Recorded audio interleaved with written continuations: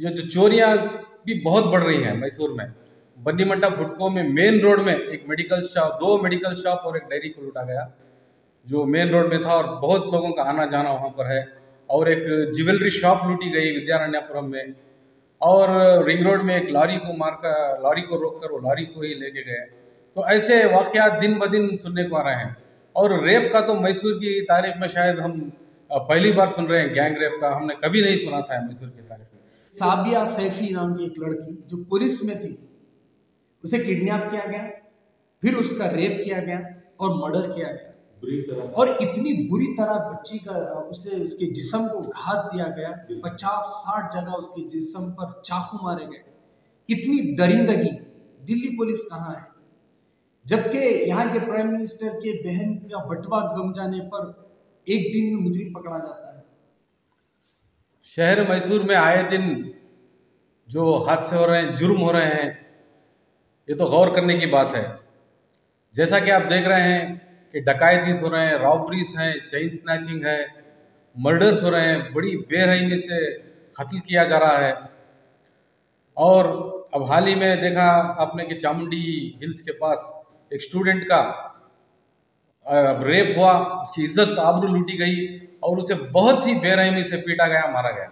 तो दिन ब दिन ये हादसा और क्रिमिनल एक्टिविटीज बढ़ने की वजह से social democratic party of India जो है एक बहुत ही एक ऐसा कदम उठा रही है जिसमें हम पुलिस से रिक्वेस्ट करते हैं कि वो प्रोएक्टिव बने और इन वारदातों को रोकने की कोशिश करें। हालांकि पुलिस एक बहुत अच्छा काम कर रही है। जो क्रिमिनल एक्टिविटीज हुए हैं उनको पकड़कर उनको सजा देने में, अंजाम देने में ये कामयाब है।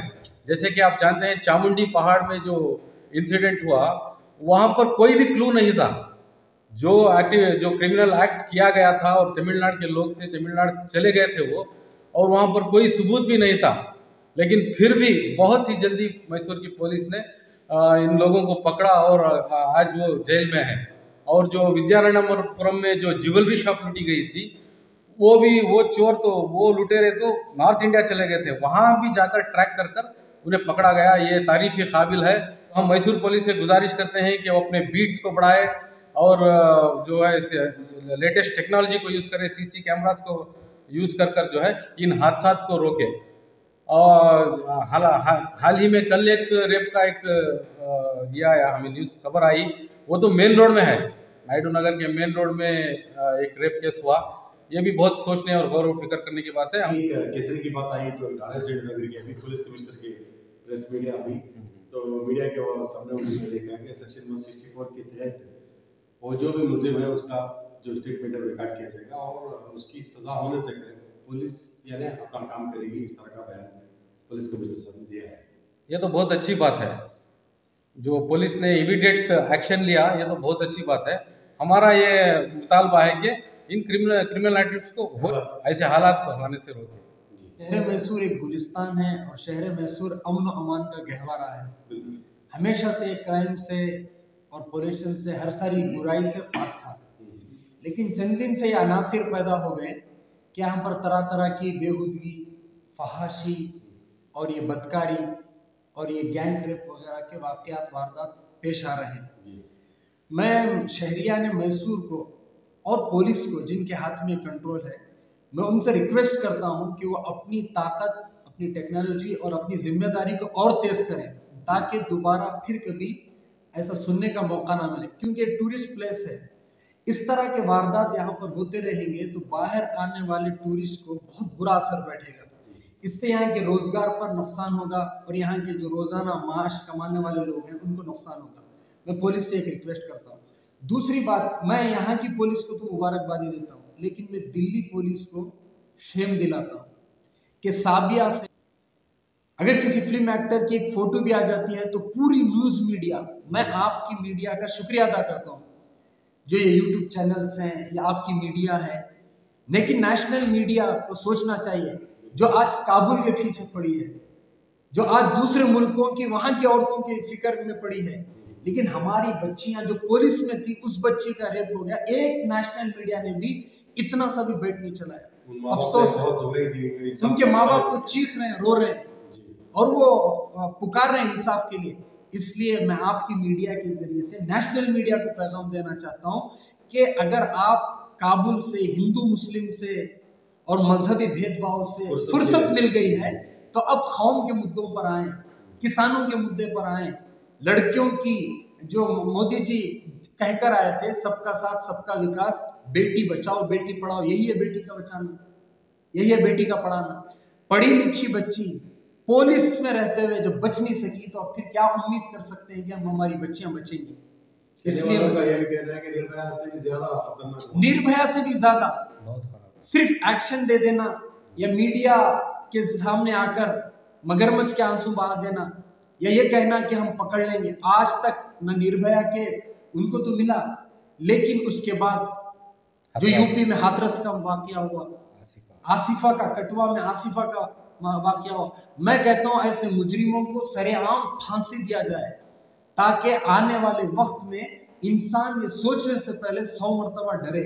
इसलिए मैं आपके मीडिया के चैनल के माध्यम से मैं तमाम नेशनल मीडिया से को पैगाम देना चाहता हूं कि वो फौरन इस न्यूज़ को हाईलाइट करें और कहकर उस मजलूम बच्ची को इंसाफ दिलाएं।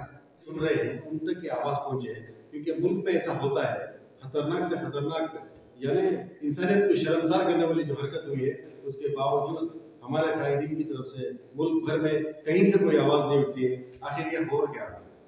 मैं तो कहता हूँ जिसके दिल में भी, जिसके सीने में धड़कता दिल हो, जिसके घर में मासूम बच्चियां हों, उस हर बाप का कलेजा हालात देखकर कांप जाता है। अब हम फ्यूचर में अपनी बच्चियों के बारे में फिक्रमंद हो गए हैं। सिर्फ हमारी बच्ची नहीं, शायद वो शुमाल से लेकर मशरिक तक, मशरिक से मगरिब तक, जुनूब तक जितने भी बच्चियां हैं वो सब सेव होनी चाहिए।